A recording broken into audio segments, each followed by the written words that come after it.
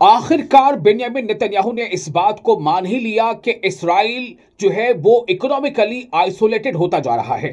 जी हां, ये बहुत बड़ी बात है, बहुत बड़ा एक्सेप्टेंस है जो इस्राइल इस बात को अगर एक्सेप्ट कर रहा है। और इस्राइल ने इस बात को एक्सेप्ट किया है एक ऐसे मौके पर जब US secretary of state Marco Rubio वो जेरूशलम में थे। जी हां, आपको पता है कि एक तरफ जहां दोहा में तमाम अरब लीग के ममालिक और इस्लामिक देश जो है वो वहां पर हंगामी इजलास कर रहे हैं, और ये इजलास इसी बात के हालात के लिए हो रहा है कि आखिर किन हालात में इस्राइल ने अगर कतर पर हमला किया तो ये हमला जो हुआ है इसे किस तरह से देखा जाए। चूंकि ये एक सॉवरेन कंट्री पर हमला है, दूसरे किसी मुल्क का, जो यूएन का जो चार्टर है या जो इंटरनेशनल लॉज है उसकी ये सरी खिलाफ वर्जी है, उसका ये वायोलेशन है।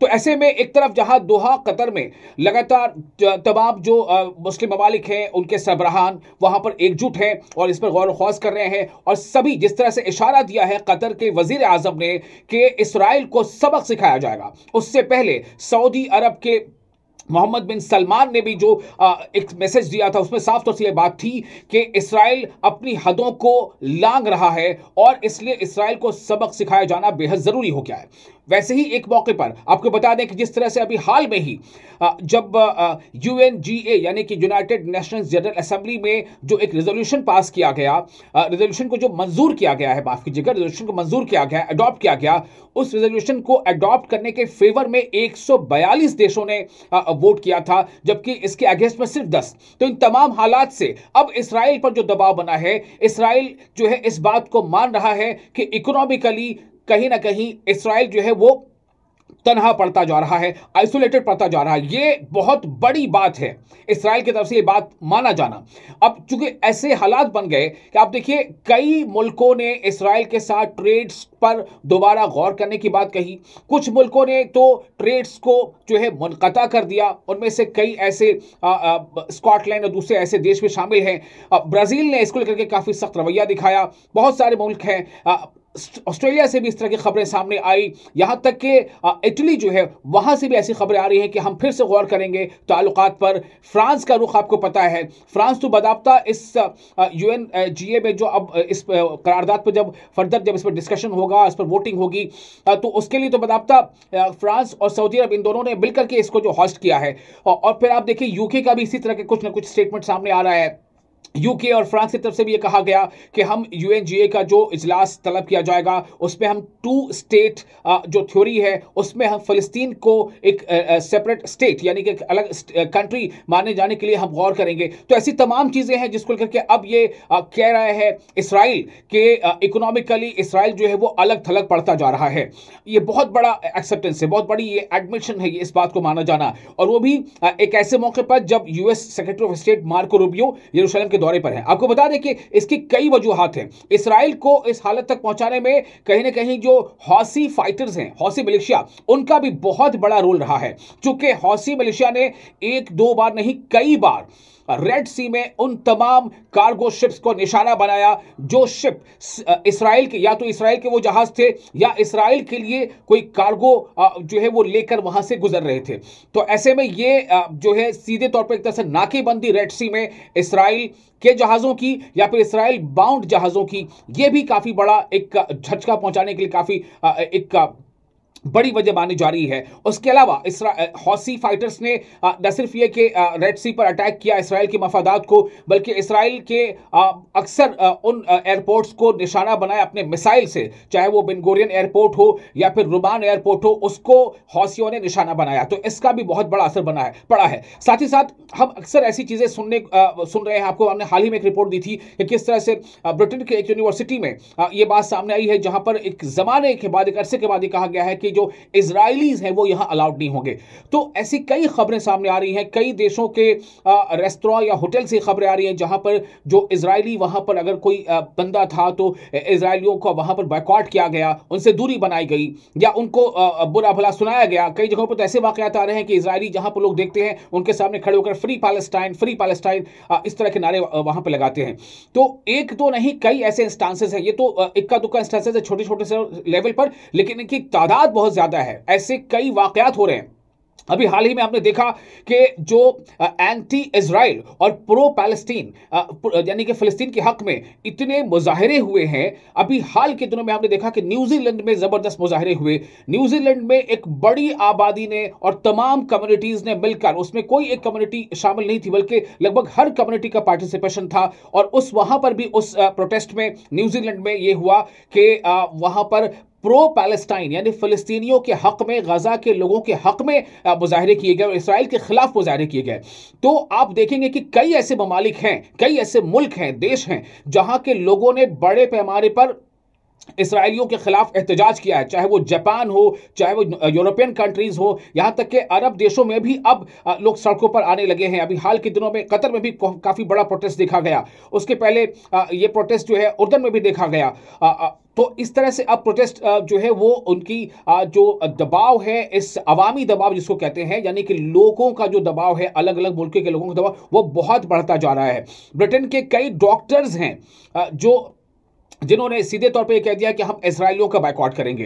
अब तो कई ऐसी चीजें सामने आ रही हैं, बल्कि ये भी देखा जा रहा है कि कुछ मुल्कों में कि जहां पर जो लोग फिलिस्तीन के हक में आ रहे हैं तो वहां की हुकूमत उनके साथ जो है वो ताकत का इस्तेमाल कर रही है। तो इन सब हालात के बीच अब ये देखना अहम होगा कि क्या ये जो दोहा डेलीगेशन है, जो दोहा में हंगामी इजलास चल रहा है, इस इजलास का फाइनल जो रेजोल्यूशन है वो क्या एडॉप्शन होता है, कौन से करारात पेश की जाती है।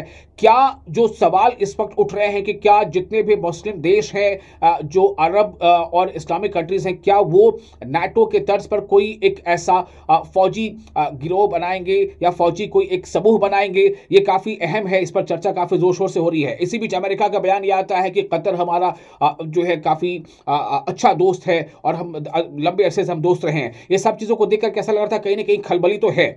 और इसराइल ने जो सोचा होगा शायद जो अटैक किया था उसे कतर पर, उसके बाद के हालात शायद ये इसराइल के लिए और ज्यादा नेगेटिव होते जा रहे हैं। इसराइल की छवि पूरी दुनिया में एक वॉर क्राइम की तरह से बन गई है। और आपको तो पता है कि पिछले ही साल नवंबर 2024 में ही इंटरनेशनल क्रिमिनल कोर्ट ने बेंजामिन नेतन्याहू और उनके कई और वजीरों के खिलाफ अरेस्ट वारंट भी जारी किया हुआ है।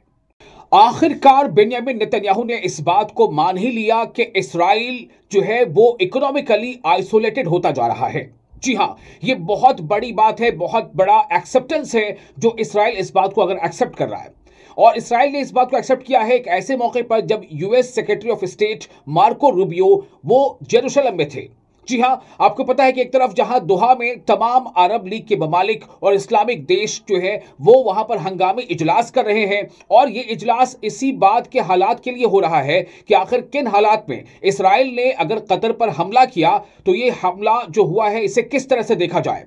चूंकि ये एक सॉवरेन कंट्री पर हमला है, दूसरे किसी मुल्क का, जो यूएन का जो चार्टर है या जो इंटरनेशनल लॉज है उसकी ये सरी खिलाफ वर्जी है, उसका ये वायोलेशन है।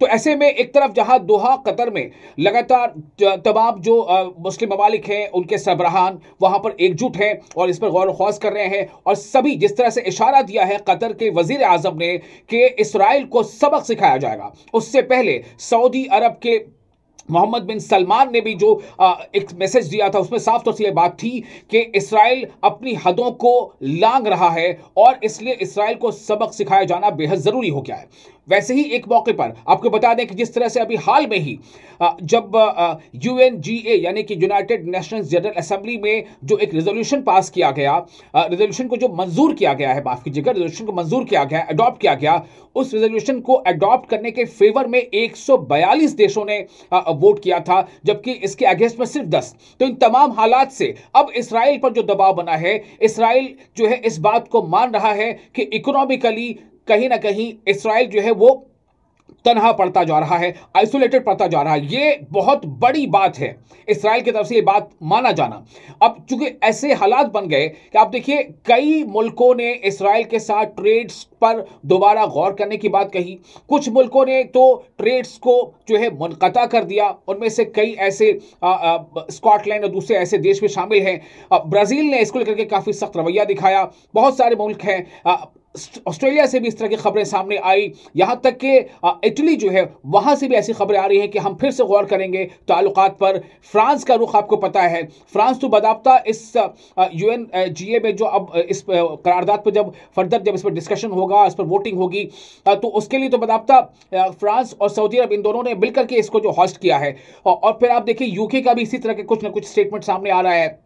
यूके और फ्रांस की तरफ से भी ये कहा गया कि हम UNGA का जो इजलास तलब किया जाएगा उसमें हम 2 स्टेट जो थ्योरी है उसमें हम फ़लस्तीन को एक सेपरेट स्टेट यानी कि एक अलग कंट्री माने जाने के लिए हम गौर करेंगे। तो ऐसी तमाम चीज़ें हैं जिसको लेकर के अब ये कह रहा है इसराइल के इकोनॉमिकली इसराइल जो है वो अलग थलग पड़ता जा रहा है।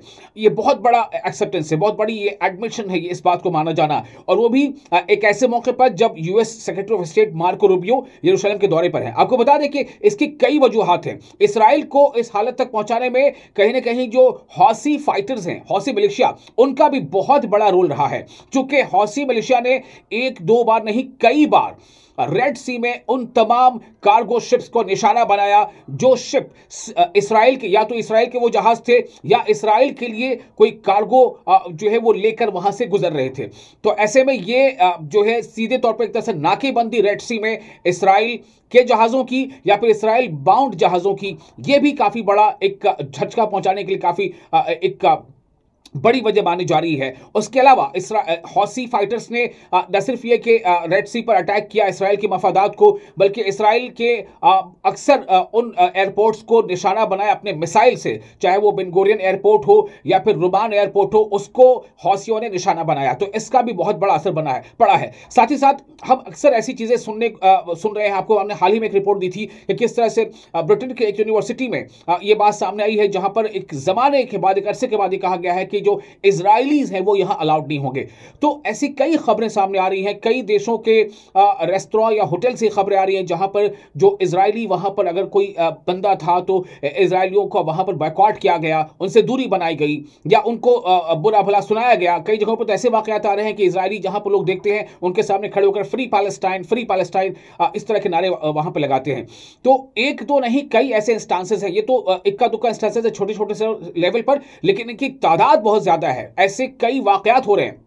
अभी हाल ही में हमने देखा कि जो एंटी इजराइल और प्रो पैलेस्टीन यानी कि फिलिस्तीन के हक में इतने मुजाहरे हुए हैं। अभी हाल के दिनों में हमने देखा कि न्यूजीलैंड में जबरदस्त मुजाहरे हुए।